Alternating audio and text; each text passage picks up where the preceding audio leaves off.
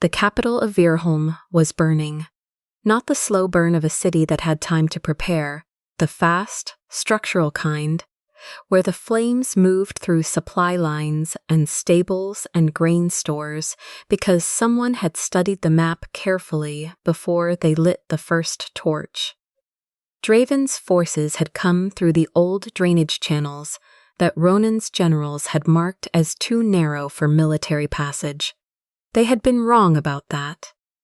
On the outer wall, Ronan stood with an arrow in his left shoulder and the expression of a man who had run out of contingencies. General Halric was 3 steps behind him, saying in a low, even voice that the palace guard would hold the inner ring. Ronan did not answer. He was listening. From the eastern road, beyond the smoke, there was a drum pattern he had not heard in 8 months. Not the royal drum. Not the pattern Halric's forces used. This was a 3-beat pause. 3-beat rhythm that had come out of Kaia's years in the border campaigns. The sound she used when her forces were moving fast and wanted the enemy to hear them coming as a choice rather than an oversight. Then the road cleared slightly in the smoke, and he saw them. Women in leather half-armor, Omega fighters in short spear formation, healers carrying knives at their belts alongside their kits, archers from pack territories so small they did not appear on the military registry, former soldiers who had been discharged after injury, moving on crutches and wheeled shields they had learned to use as offensive tools. Scouts running the rooftops. At the head of it all, Kaia. She had not dressed for ceremony. She had dressed for the fight she had already studied on the way in. Ronan said, "You came back."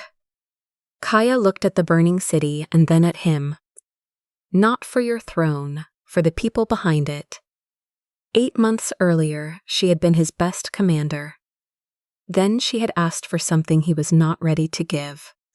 The Battle of Blackpine Pass had been a disaster that turned into a legend because of Kaia, and she had never quite let Ronan forget which order those things had happened in. Draven's advance scouts had cut the road 2 days before the main engagement. The royal forces had been walking into a canyon with 2 passes closed and 1 open, and the open one was a funnel. And the reason they were not all dead was that Kaia had been awake at the 3rd hour of the night, studying the ridgelines, and had woken up Ronan's tent camp with a plan that used every person in the column. Archers she pulled from the supply train, who were officially listed as provisions handlers, healers she put on the high ground to call ranges through horn signal. Omega camp workers who could quiet the horses when the noise became dangerous. 2 women from a border pack who had been carrying messages and knew every goat trail in the region. The pass had held, the column had come through. Ronan had praised her before the assembled army, and Kaia had accepted the praise with the straight spine of someone who had learned to take recognition without apology. Then she had ruined the evening by asking for something. She wanted a formal training program, open recruitment, no blood rank requirements, women, Omega, healers, people from the small packs, former soldiers the system had discarded, anyone with a skill the army needed and the willingness to learn how to use it inside a formation. Halric had been the loudest voice in the room. A blade in an Omega's hand does not make an army. It makes a servant forget who stands between them and death. Kaia did not raise her voice. "They already fight," she said. "You only refuse to call it warfare when they keep your soldiers alive." Halric had looked at Ronan. Ronan had said, "Wait." Kaia had understood. In the way she understood tactical situations, that wait meant no. It meant no in a way that could not be recorded as a refusal. It meant no in a way that left the responsibility on her side of the table. She went home and started building anyway. The group that gathered in the eastern practice yard of the merchant district was not what most people would have called an army.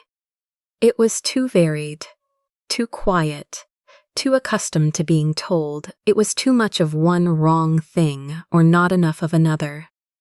Tessa had come from a small hunting pack, light enough to move through forest silently, sharp enough to read a terrain feature at 50 yards, not strong enough by blood rank standards to qualify for military assessment. Nall had been a stable hand in the royal garrison, an Omega who had spent 3 years learning how horses behaved under stress, because it was the only way to stay useful, and who knew the difference between the smell of horse sweat from exercise and the smell of horse sweat from fear, and who had once identified a hidden cache of war oil by the way the garrison horses refused to walk past a particular storage building. Mara had been a battlefield healer for 7 years. She had seen what the formal commanders missed, because they were always looking at the engagement and never at what happened to the people who survived it. Kaia built the training around what they already knew, not what the Blood Rank Doctrine said they should be able to learn, what they had already proven they could do in the conditions they had already survived. Nall knew supply routes under pressure. He knew how to move heavy material quietly. He knew the difference between a horse that was tired and a horse that was about to bolt. These were tactical skills. They had never been called that. Tessa knew terrain. She knew how to move through it without being heard, how to read what its features meant for a formation, how to find a position that would hold without needing to be defended. She had been using these skills for hunting, which the blood rank system classified as civilian work.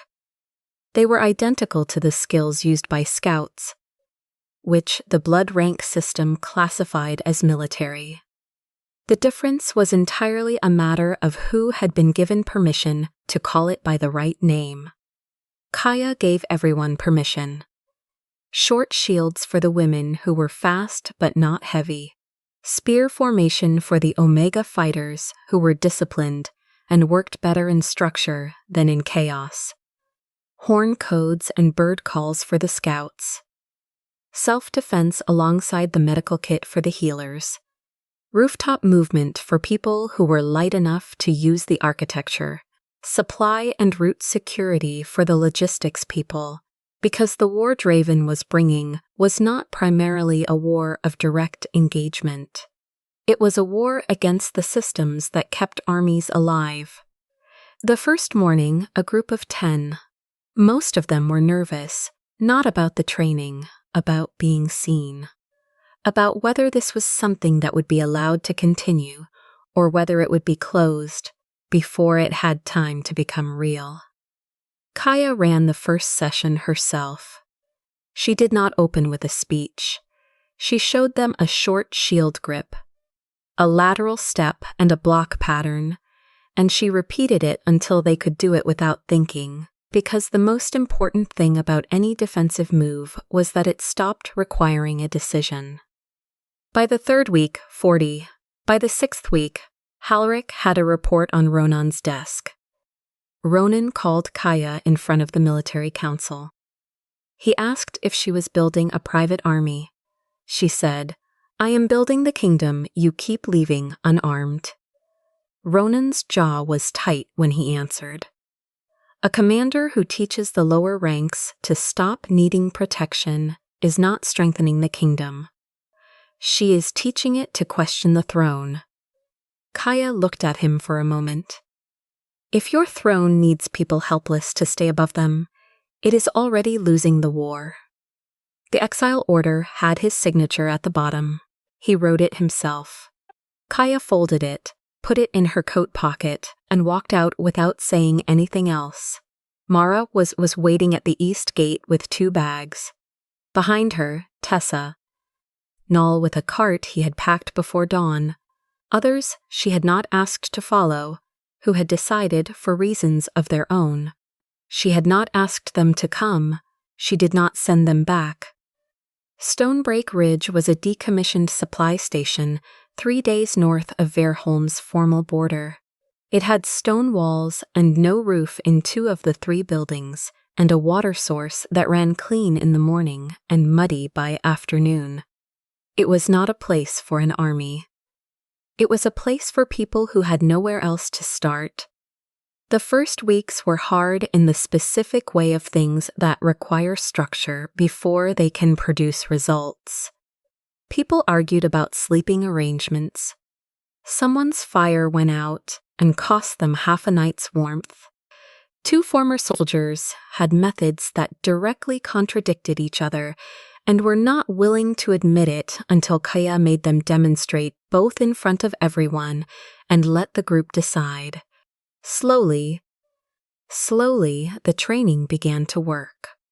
Not because Kaia was exceptional, because the people she was training had spent years being told they were wrong about what they were capable of, and it turned out that when you removed that weight, people learned faster than expected. Mara watched Kaia build the training plan. She supported it. She also worried.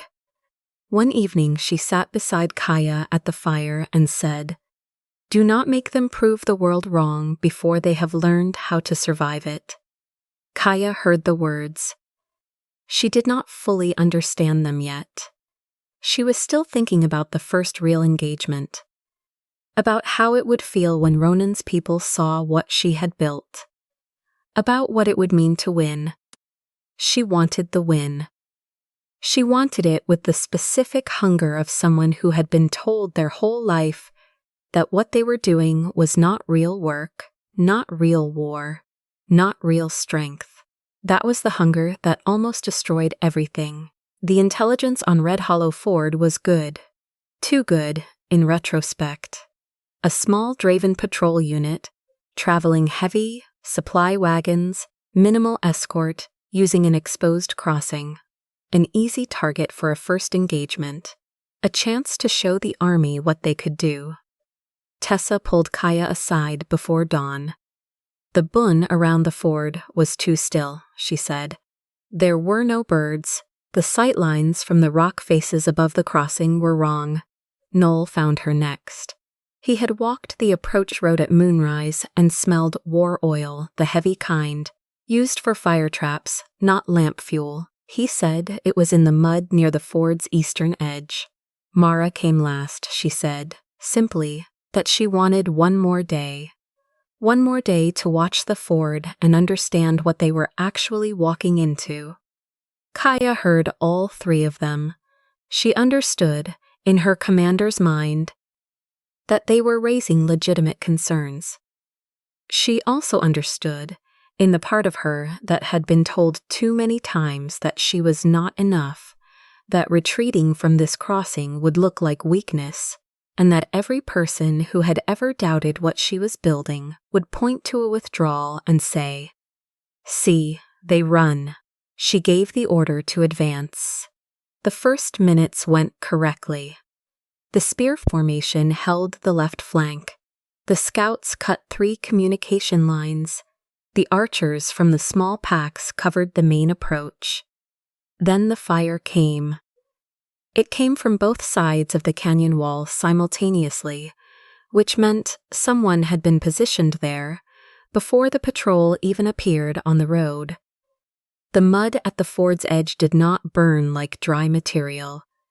It burned like something that had been prepared to burn. Slow and spreading, sealing the crossing in a way that cut the column in half.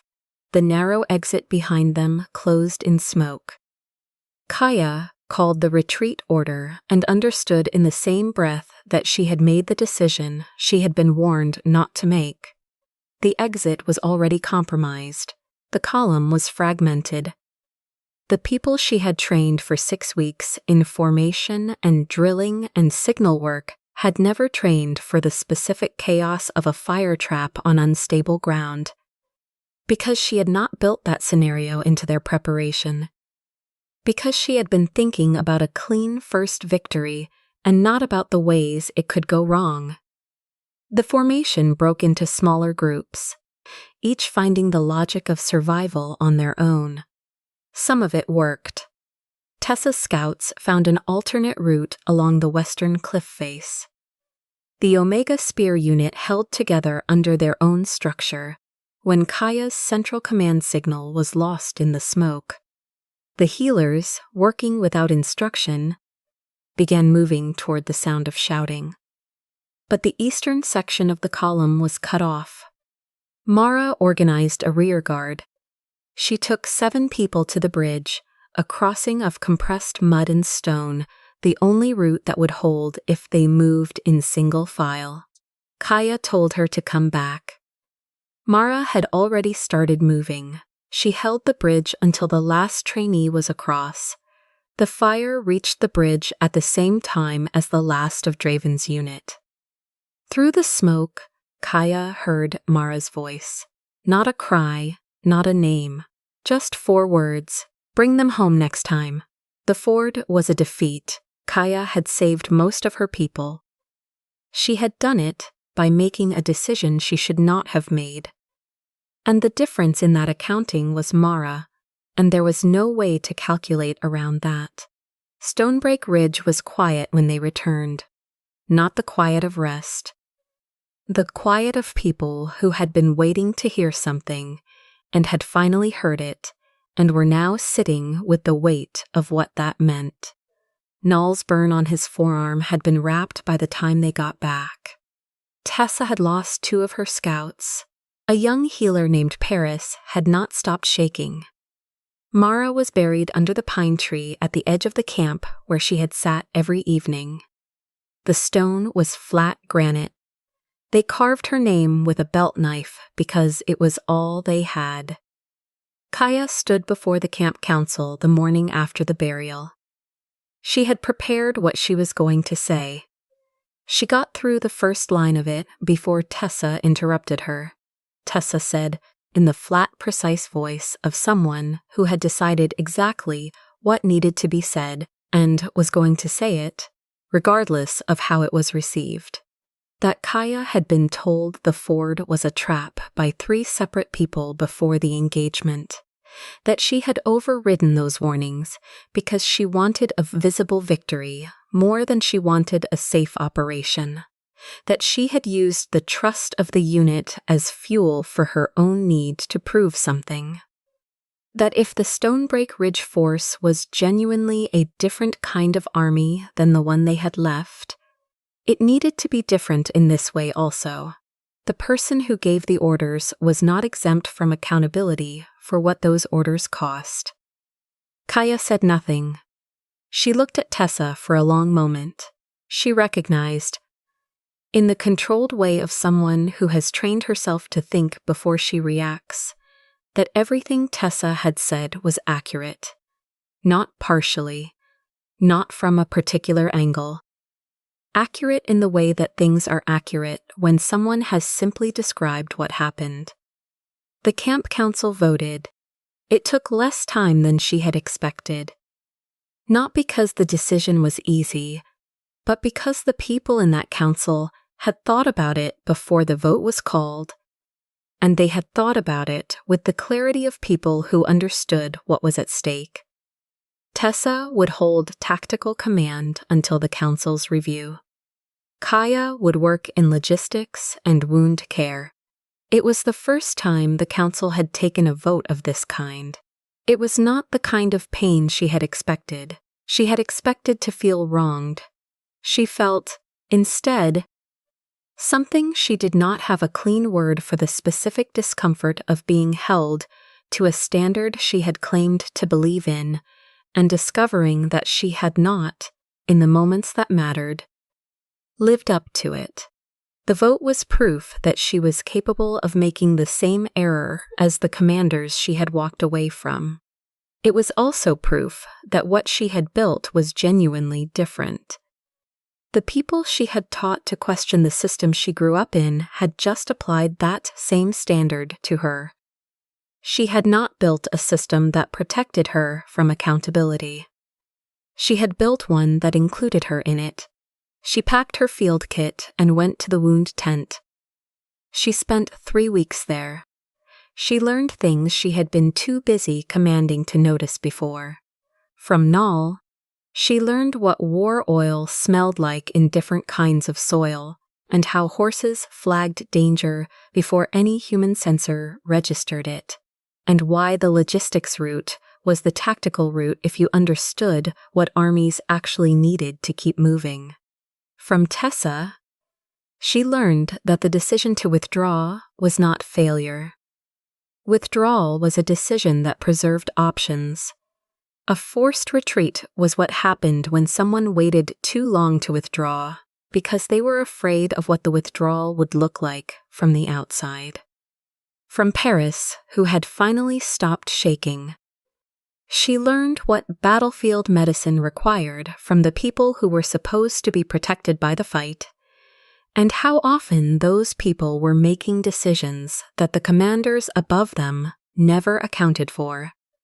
From the trainees who came to have their wounds checked, she heard the things they said when they were not reporting to her. They had trusted her. They still did. That was harder to hold than the anger would have been. She took down the painted board at the camp entrance that said "Prove them wrong." She painted over it with the 4 words Mara had said through the smoke at Red Hollow Ford. Bring them home. When Tessa gave her a single-unit mission to recover a border village from a Draven raiding party, Kaia planned it differently. She planned the exit before she planned the attack. She asked Nal about the terrain before she set the approach. She asked Tessa whether the sightlines were clean. She asked whether everyone had a route home before she told anyone what they were going into. The village was recovered. Every person who went in came back. It was not a story. It was not proof of anything to anyone who had doubted her. It was just a mission that came out the right way because she had stopped treating her soldiers as instruments of her argument. In Verholm, the war Kaia had described was arriving on schedule. Draven did not engage the royal army directly. He engaged the things the royal army existed to protect: grain stores, stable lines, hospital tents, messenger routes, the bridges that moved civilians out of conflict areas. Halrich's Blood Rank Doctrine was excellent at head-on engagement and almost entirely unprepared for this kind of pressure. When a group of women from the Eastern District requested permission to form a protection unit for their neighborhood, Halrich denied it. When an Omega working in the Northern Garrison warehouse reported a smell he couldn't account for, the report went to a junior clerk and stayed there. The warehouse burned 3 nights later. Ronan stood in the smoke downwind of it, and he remembered, with the clarity that disasters sometimes produce, a field report Kaia had submitted 2 months before her exile. The report had described precisely this sequence, not as prediction, as analysis of what Draven's previous campaigns had done to weaker targets. He had filed it under strategic assessment. He had not acted on it because acting on it would have meant acknowledging that Kaia's analysis of the war was better than Halrich's, and that had felt, at the time, like a choice between his most trusted general and the commander he had exiled for overreaching. He had chosen the easier position. He stood in the smoke and thought about the training yard she had built in the merchant district. He thought about the Omega stable hand who had been in it, the one who had been filing reports about unusual smells in the garrison for 3 months before Kaia was expelled, reports that had been reclassified and filed under general concerns. He thought about what the stable hand would have known how to do at 2 a.m. with a warehouse that smelled wrong. He thought about the women from the Eastern District who had asked for a neighborhood defense unit and been told it was not the kind of thing women did. They had been in that neighborhood tonight. Some of them had lost their homes, Ronan thought. She did not want to break the hierarchy. She wanted to fight a war the hierarchy was not designed to win. He thought this too late to stop what was coming, and just early enough to make a different decision when it arrived. The old drainage channels under the northern wall had been marked as non-military on the survey maps because they were too narrow for standard infantry formation. They were not too narrow for a unit that had trained specifically in close-quarter movement. Draven had 300 fighters through the wall before the outer sentries understood what was happening. The palace district held. The eastern residential quarter did not. Halrich's plan was the inner ring, protect the palace, the armory, the command structure. The eastern quarter had 20,000 people in it. Ronan overruled Halrich on the palace, but could not overrule him on the deployment, and by the time the orders changed, the east gate was already at risk. On the wall, bleeding, Ronan heard the drums. 3-beat pause. 3-beat. He gave the order to open the east gate. Halrich said, "You would trust a disgraced commander with the capital?" Ronan said. "I trusted a careful general with it, and the drainage channels were not on his map." The gate opened. Kaia's entry into the capital was not a charge. It was a structured movement that followed the plan she had built during the 3-day march, using Tessa's scout reports and Null's route analysis. At the gate, Ronan had offered to place her forces under joint command. She said, "My command stays mine. Your city gets our help, not our obedience." He looked at her for a moment. He thought about arguing. He thought about what had happened to the grain store when an Omega's warning had not been followed. He stepped back. Tessa's scouts went to the rooftops first. They moved across the tile and slate in pairs, passing horn codes down the line so that Kaia's ground units had street-level information 2 minutes ahead of every turn. This was not a technique the royal military used. It was a technique Tessa had developed in the Stonebreak Ridge training yard, where she had spent 3 months teaching people who weighed too little for armor-plated combat that the height advantage was not just useful for archers. It was useful for anyone who needed to see further than the next intersection. Tessa herself stopped Kaia at the second intersection and said she had been watching the roofline patterns on the eastern approach, and there was a deployment in the attic structures that matched a trap configuration she had seen at Red Hollow Ford. Kaia changed the route without an argument. She did not pause to assess whether Tessa might be wrong. She trusted the read because she had learned, at a bridge on a burning ford, what it cost to override someone who was right. Null found the war oil. It was near the central grain store, tucked under a drainage grate, and if it had gone up, the fire would have cut the main evacuation route and the residential district's water supply simultaneously. Kaia diverted 2 logistics units to pull it out. She did not redirect the strike units to pursue the force that had placed it. She let the strike units finish clearing the residential streets. She sent the logistics units to the grain store. She kept her mind on what she had decided the priority was: the people, the food supply, the exits. Not the kill count, not the visible victory. Draven's main body fell back toward the drainage exit when the communication lines went down. His force was cohesive and professional, and had been inside the wall for 3 hours, which was long enough to do a specific kind of damage. It was not long enough to complete the campaign. The drainage channels that had let him in were blocked from the outside by Null's logistics team, who had identified them on the approach map and designated them as the second priority once the oil was secure. Draven's escape route sealed. His communications cut. His supply line back to the eastern camp, broken by the pack archers who had gone over the outer wall instead of through it. Kaia did not fight him in a final duel. She fought him in the way she had been trying to teach for 8 months, by taking away the options one by one, until surrender was the only rational choice. Draven, professional enough to recognize the architecture of what had happened to him, said, Ronan finally taught his weak to fight. Kaia said, No, he taught them they were weak. I only proved he was wrong.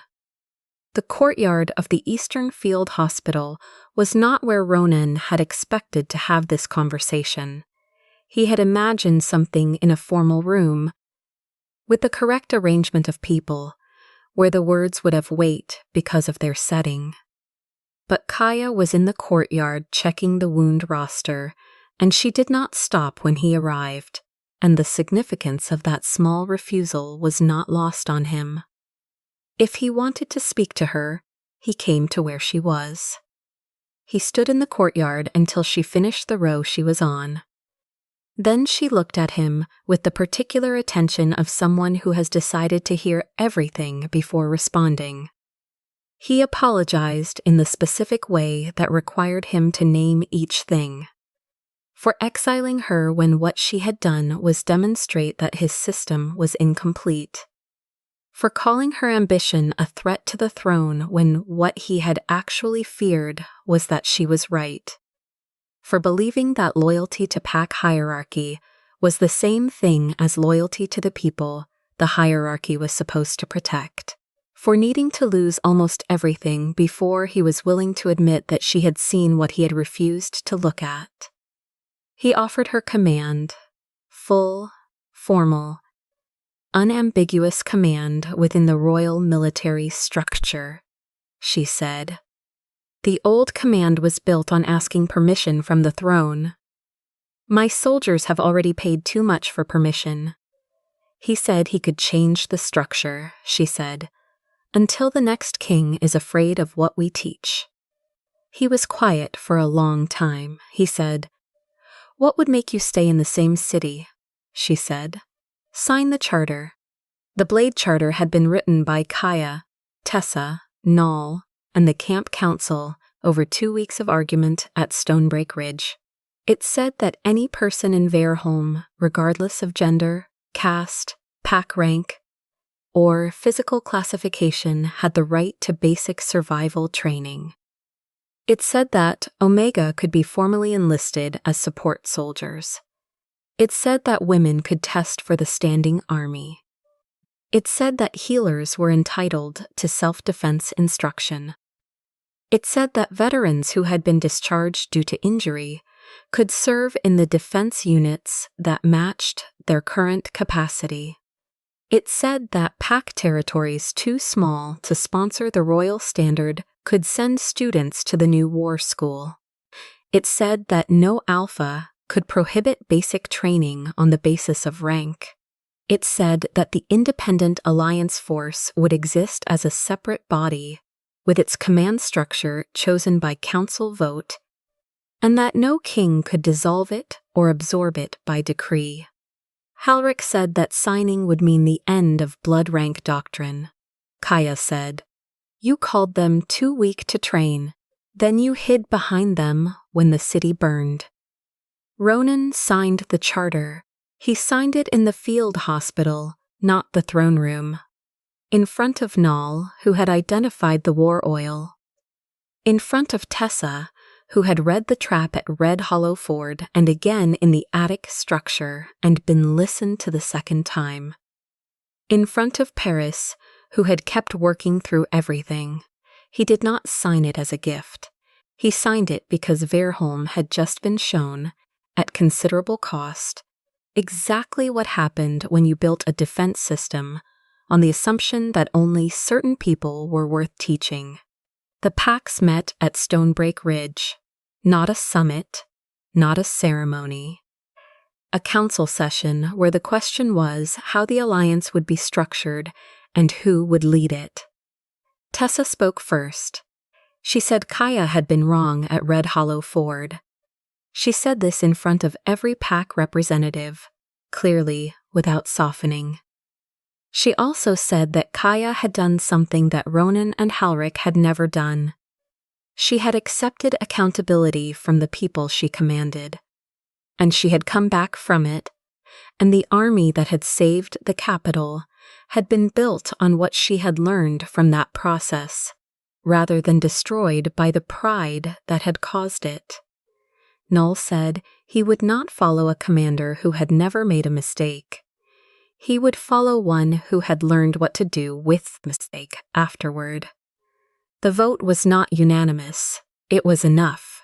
Kaia was named commander of the alliance. Not appointed by Ronan, chosen by the council.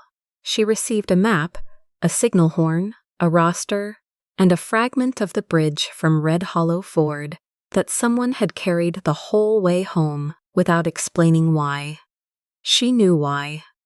She held it for a moment and then set it on the table next to the roster. She said, "No soldier under my command will be used to prove my pride. If we fight to bring them home."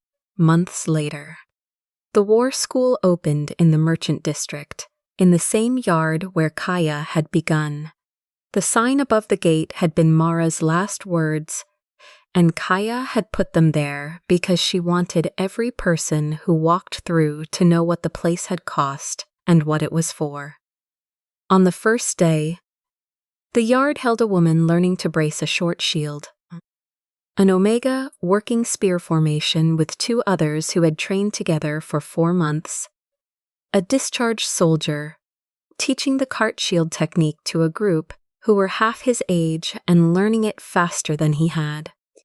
Healer apprentices running a drill that put them through extraction movement while maintaining a kit count.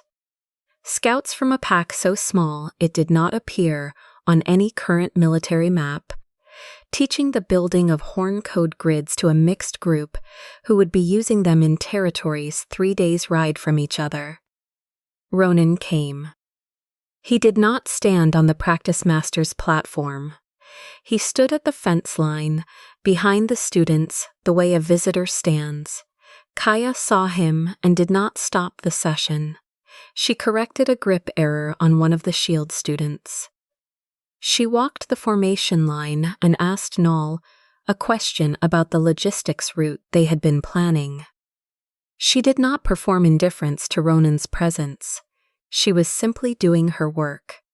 He had brought Veerholm to the edge of losing everything it was built on because he had been afraid that teaching people strength would cost him control. He had been correct about that. It had cost him control.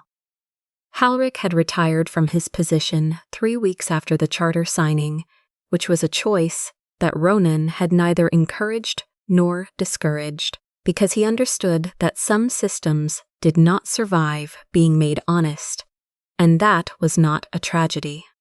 What the city had gotten in return for Halric's doctrine was a yard full of people learning to stay alive, and a commander who had been wrong about something important and had come back from it and built something better than what she had before. He would not be asking Kaia to return to the palace. He understood that she had not been a feature of his court. She had been a problem with his court that he had exiled instead of resolved.